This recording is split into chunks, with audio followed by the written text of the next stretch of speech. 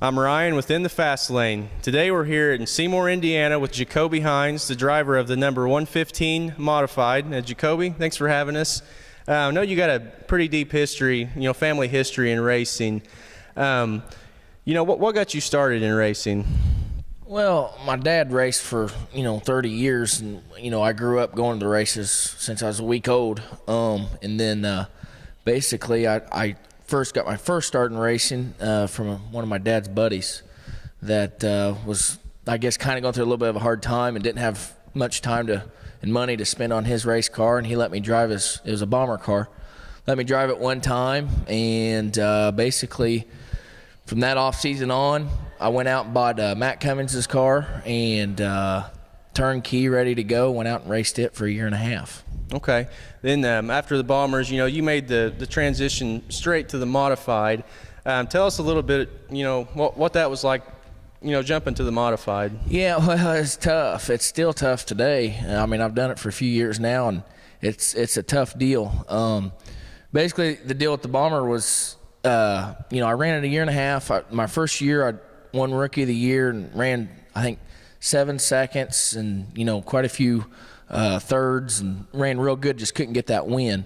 But we was running against some good guys, and I wasn't really ready that next year to get out of the Bombers yet. I needed to keep racing and get the seat time, but I had a guy wanting to buy it, and because he knew how fast the car was. The car was faster than me, and I couldn't turn down the money. Right. And I knew eventually I wanted to get into a Modified, and I thought, well, this is the time to do it.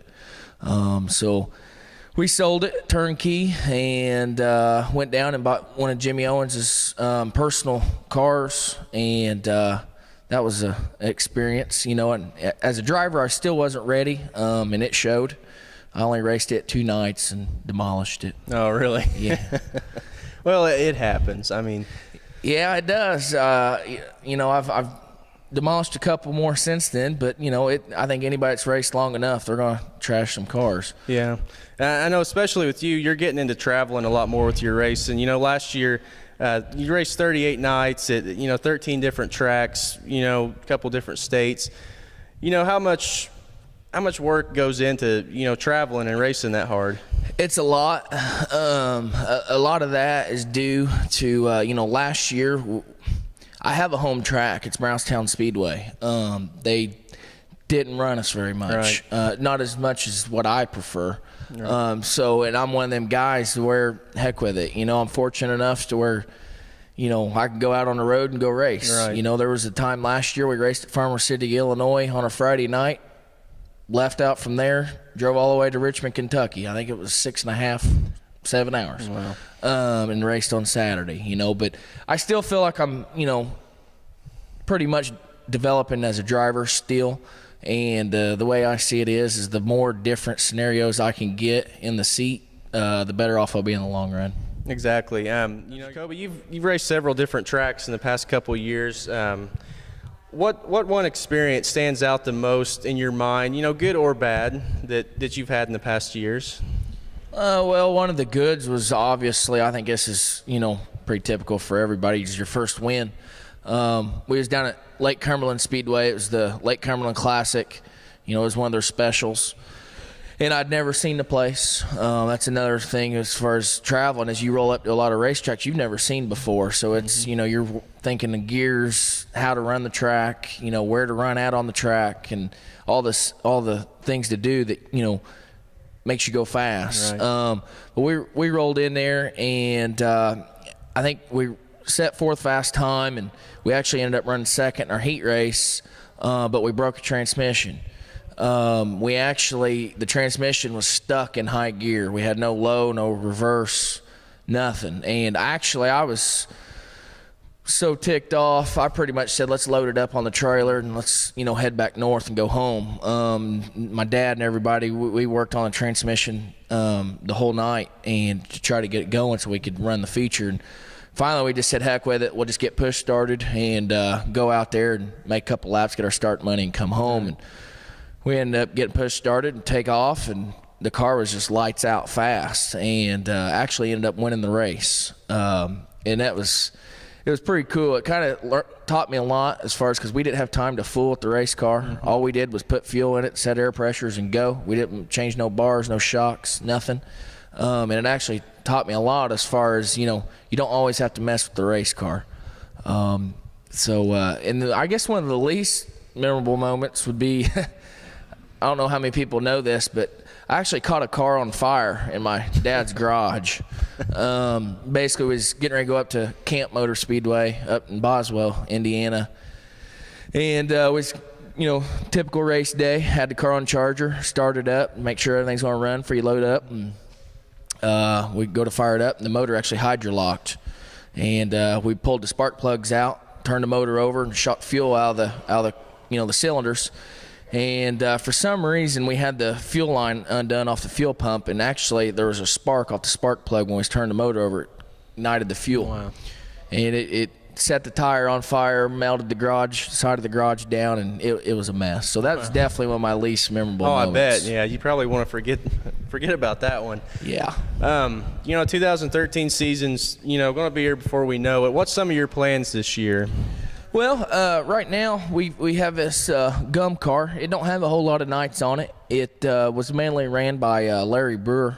I think he purchased it brand new, and I think they said he only ran it 16, 17 nights. And a real good longtime friend of mine, Justin Hammond, actually purchased it, and he ended up buying a farm and building a house and all that stuff, and he's not gonna have time to race it, so I kind of inherited it, and I'm going to throw a motor in it, and we're going to run it. I actually ran the car 2 times last year, and this car's got a feeling to it that I've never felt before in any other race car I've ever had.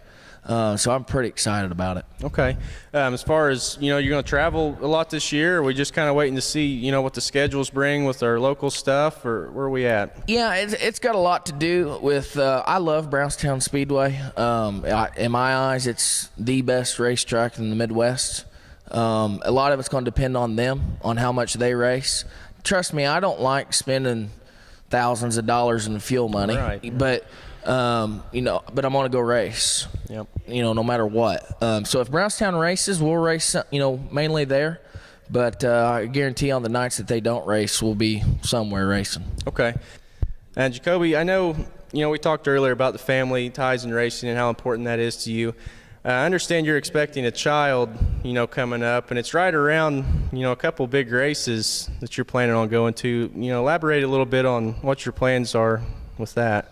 Yeah, well, they, they had to schedule a 5,000 to win race the week before our due date, and then down at Ponderosa Speedway in Kentucky. And then actually the week after her due date is another 5,000 to win race in Fairbury, Illinois. So I pretty much told the wife that, she might be delivering in the trailer. Well, you said she's a nurse, and I'm sure there'll be EMTs there. Oh, so. Yeah, there'll be some firemen, and we can get it done for sure. Okay. Other than your wife, who else helps you, family-wise, and gets you to the track each week? Well, there's a bunch of people. The first thing is my wife. If it wasn't for her, she helps a bunch through the week, on the weekends. She helps a lot. And then my family, my mom and dad and my brothers, they help out when they can. And if I ever need anything, I know they're there. And then I got a couple buddies. I got a guy from Carmel, Indiana, Nate Rohr. He's one of my guys that helps me on the weekends and the day-to-day stuff as far as, at the racetrack. And Justin Dixon out of Erlanger, Kentucky. He helps me quite a bit. Okay. As far as sponsors go, who have you got, think this year? The biggest one, and everybody's got a kind of, I guess, a main sponsor, and I guess mine would be Nibel Racing Engines. They are great. If anybody out there needs good motor, good power that'll live, keywords, go see Nibel Racing Engines. Justin Hawley up there, he's a good guy. He makes a ton of power for a reasonable price. And he treats me right. And also, I'd like to thank Honey Creek Auto. It's actually a CarQuest franchise that a friend of mine had purchased up in Burgersville, Indiana.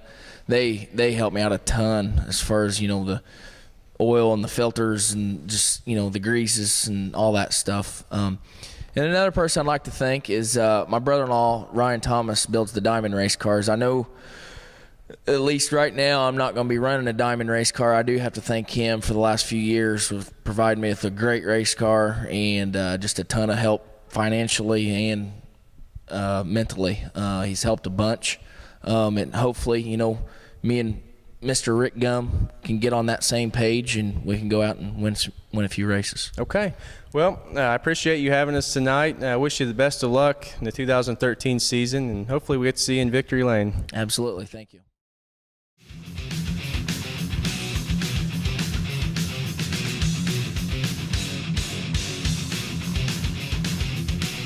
I'm Jacoby Hines, and you've been watching In the Fast Lane Productions. Lights, camera, dirt,